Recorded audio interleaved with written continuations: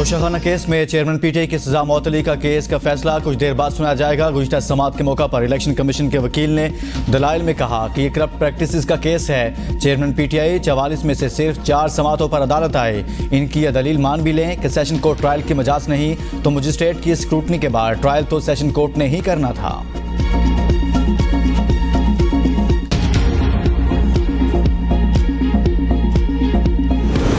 तोशाखाना तहाइफ अवामी मिल्कियत है, नीलामी में हर शख्स हिस्सा ले सकता है। जस्टिस एजाजुल हसन के तोशाखाना तहाइफ की नीलामी से मुताल्लिक केस में रिमार्क्स कहा, तहाइफ अवामी मिल्कियत हैं तो ऐसा मुमकिन नहीं कि सिर्फ मखसूस अफराद ही खरीद सकें। लाहौर हाई कोर्ट का फैसला आइन और कानून के मुताबिक दुरुस्त है। जस्टिस अतर मिनल्ला ने रिमार्क्स में कहा, सबसे ज़्यादा बोली देने वाला ही तोहफा खरीदने का हकदार हो सकता है। वफाकी हुकूमत ने तोशाखाना केस में हाई कोर्ट अहकामात के खिलाफ दायर अपील वापस ले ली।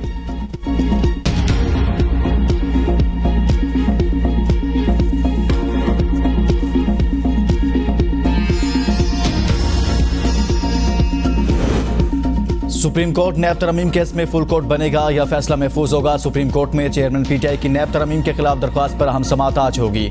सुप्रीम कोर्ट ने मुकदमे के तमाम फरीकैन को नोटिस जारी कर रखे हैं। सुप्रीम कोर्ट नैब तरमीम केस में अब तक 48 समाअतें कर चुकी। चेयरमैन पीटीआई के वकील ख्वाजा हारिस ने 26 समाअतों पर दलाइल मुकम्मल किए।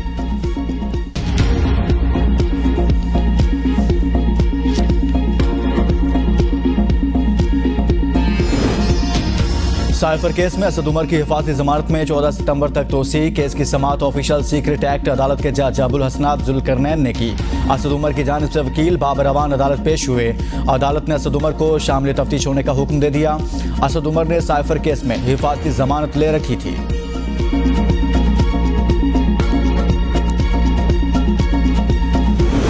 असद उमर कहते हैं, साइफर गुमशुदगी के हवाले से चेयरमैन पीटीआई तफसीली जवाब दे चुके। तोशाखाना केस का फैसला है, उम्मीद है अच्छा फैसला आएगा।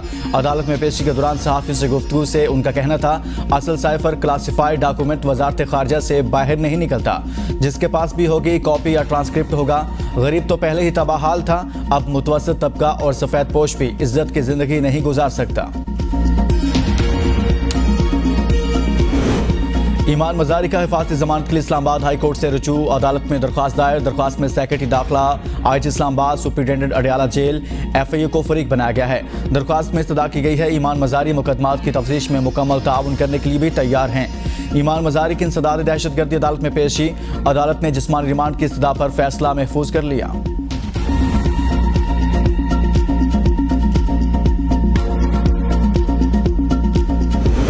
बिजली सार्फिन को फौरी रिलीफ देने के लिए प्लान तैयार, आज काबीना में पेश किया जाएगा। प्लान के मुताबिक 300 यूनिट तक सार्फिन को स्लैब बेनिफिट दिए जाने का इम्कान। बिजली के भारी बिलों को 3 एक साथ में वसूल करने की तजवीज़ भी प्लान का हिस्सा।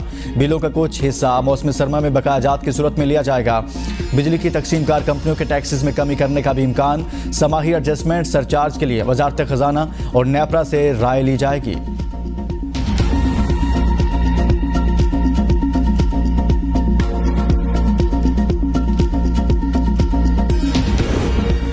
मुल्क में आम इंतखाबात के लिए इलेक्शन कमीशन आज पीपल्स पार्टी से मुशावरत करेगा। पीटीआई, नून लीग, जेयूआई के वफूद पहले ही चीफ इलेक्शन कमिश्नर से मुशावरत कर चुके हैं। इलेक्शन कमीशन की एमक्यूएम और जमात इस्लामी के वफूद से भी मुशावरत। मुलाकात में हल्का बंदियों, इलेक्शन शेड्यूल, इंतखाबी उमूर पर तबादला ख्याल किया गया।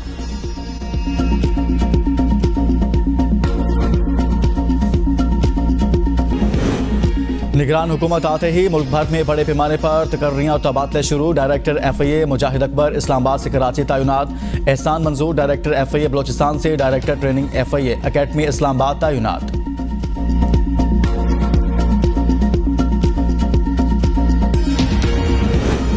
दरिया सतलुज में सैलाबी रैली से जलालपुर का बंद टूट गया। सैकड़ों एकड़ रकबा ज़ेर-ए-आब। अहमदपुर शर्किया के दरियाई बेल्ट में तबाही। हजारों एकड़ ज़रई अराजी पर खड़ी फसलें बर्बाद। बहावलनगर में दर्जनों आबादियां पानी की लपेट में आ गई। तर्जुमान पीडीएमए का कहना है, दरिया सतलुज में सैलाबी सूरत-ए-हाल बरकरार है। गंडा सिंह सुलेमान की और हेड इस्लाम के मकाम पर दरमियाने दर्जे का सैलाब है।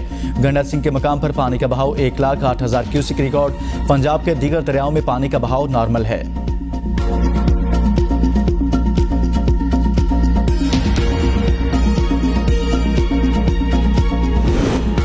महंगाई के खिलाफ मुजफ्फराबाद में अंजुमन ताजरान का 31 अगस्त को हड़ताल का ऐलान, नोटिफिकेशन जारी।